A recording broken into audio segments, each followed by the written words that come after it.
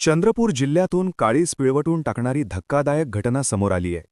निर्दयी सावकाराच्या गुंड प्रवृत्तीमुळे नागभीड तालुक्यातील मिंथूर गावातील शेतकऱ्याला कर्ज फेडण्यासाठी चक्क स्वतःची किडनी विकावी लागल्याचा गंभीर आरोप करण्यात आला होता.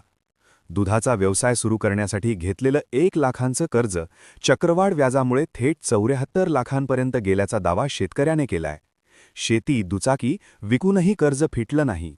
अखेर सावकाराच्या दबावामुळे कोलकाता आणि नंतर कंबोडियाला जाऊन 8 लाख रुपयांना किडनी विकल्याचा धक्कादायक खुलासा करण्यात आलाय. निर्दयी सावकाराला अटक करण्यात आली आहे. या प्रकरणाची गंभीर दखल घेत सरकारने SIT मार्फत चौकशीचे आदेश दिलेत. मुजोर सावकारांना चाप बसणार.